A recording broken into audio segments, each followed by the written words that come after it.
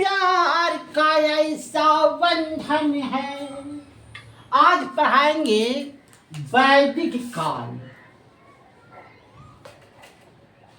वैदिक काल कहता है यह काल कहाँ से शुरू हुआ है न? वैदिक काल कहाँ से शुरू हुआ? तो कहता है कि इसको दो भागों में बांटा गया वैदिक काल को। एक बांटा गया ऋग वैदिक काल, सुनते जाइएगा, और दूसरा बांटा गया उत्तर वैदिक काल। समझ जाते हैं? ऋग वैदिक काल जो रहा 1500 से 1000 तक, और उत्तर वैदिक काल रहा 1000 से 6 वर्ष तक। यही कहानी है। पहले हम ऋग वैदिक काल के बारे में जान लेते हैं, फिर उत्तर वैदिक काल के बारे में जानते हैं।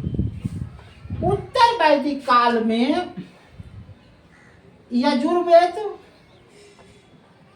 सामवेद और अथर्ववेद, ये तीनों वेद इस काल में रहा। लेकिन ऋग्वेद जो था वह इसी काल में रहा। कहता है कि ऋग वैदिक जो काल था वो कहाँ से आया? कहता है कि यह अफगानिस्तान से आया, या पंजाब से आया, और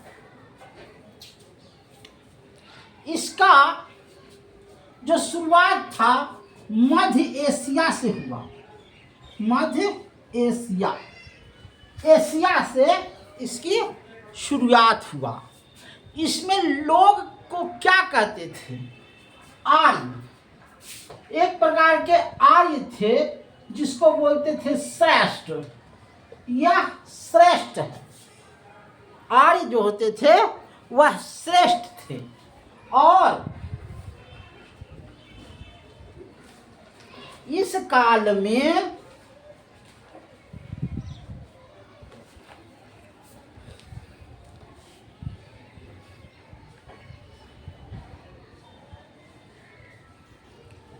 ग्रामीण सभ्यता थी। ग्रामीण सभ्यता थी। और भाषा जो ये लोग बोलते थे संस्कृत भाषा बोलते थे। कैसी भाषा बोलते थे? संस्कृत भाषा बोलते थे।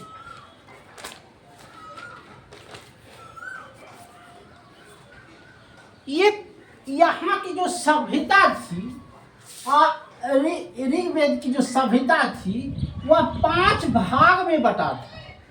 पहला कुल। कुल मतलब देवता। उसके बाद ग्राम में बटा था, विश्व में बटा था, जन में बटा था, और राष्ट्र में बटा था। समझे? कुछ नहीं समझे? कुल मतलब होता है जो पुरोहित कहेगा उसकी बात मानेंगे। ग्राम मतलब कहेगा जो ग्राम का मुखिया कहेगा उसकी बात मानेंगे। और कई ग्राम मिला करके एक विश्व बनेगा। अब कई विश्व बना करके एक राष्ट्र बनेगा। तो ये सब में विभक्त थी। इसमें 4 प्रकार के लोग रहते थे। पहला रहता था ब्राह्मण, जो अभी भी श्रेष्ठ है। दूसरा रहता था क्षत्रिय, जो हम लोगों की रक्षा करता था। और तीसरा रहता था वैश्य। वैश्य मतलब व्यापारी। और शूद्र रहता था। यही लोग रहते थे। इसमें एक इंद्र देवता थे। ऋग्वैदिक काल में इंद्र देवता को युद्ध की देवता, युद्ध लड़ा, इंद्र देवता लड़ा तो युद्ध की देवता और वर्षा की देवता मानते थे।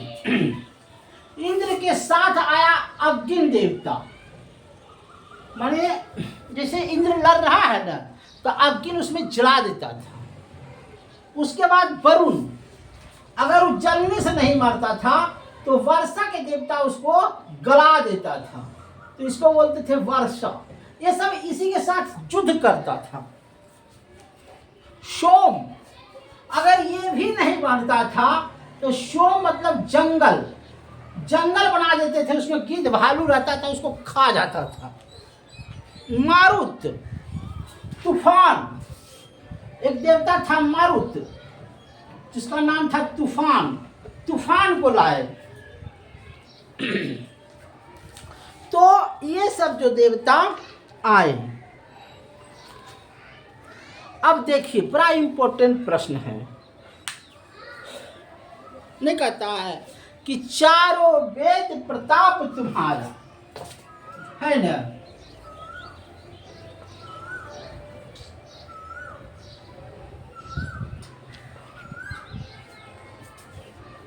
देखिए कुछ पढ़ लीजिए इंपॉर्टेंट।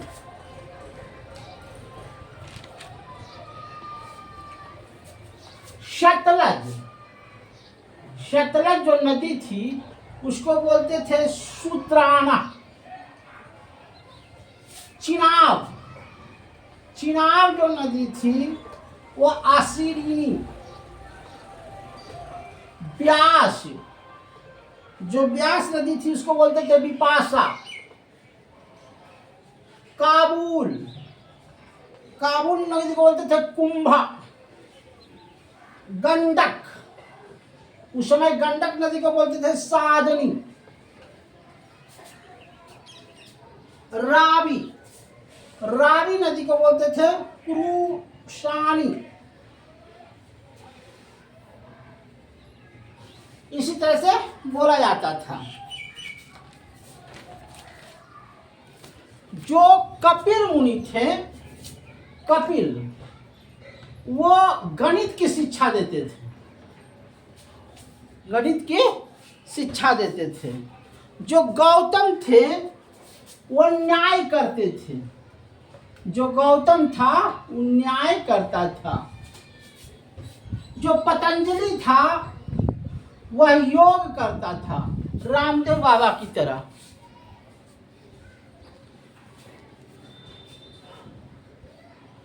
यहाँ ये जो सभ्यता थी वो पित्रात्मक थी, पित्रात्मक। हम सिंधु घाटी की सभ्यता पढ़े तो मात्रात्मक, यह पित्रात्मक थी। ये कैसी सभ्यता थी? ग्रामीण सभ्यता थी। इसमें क्या क्या आया देखते जाइएगा। ये ऋग वैदिक में आया घोड़ा, घोड़ा कौन लाए? जो थे आर्य लाए। और इसमें लोहा, लोहा से तलवार, भाला, ग्रासा ये सब बना, लोहा लाए। और इस पवित्र नदी को बोलते थे, पवित्र नदी को सरस्वती। माने ये सरस्वती नदी जो था उसको पवित्र मानते थे। और गंगा को एक बार, गंगा को एक बार और जमुना को 2 बार, जमुना को 3 बार और सिंधु नदी को वर्णन विशेष कर करके मिलता है।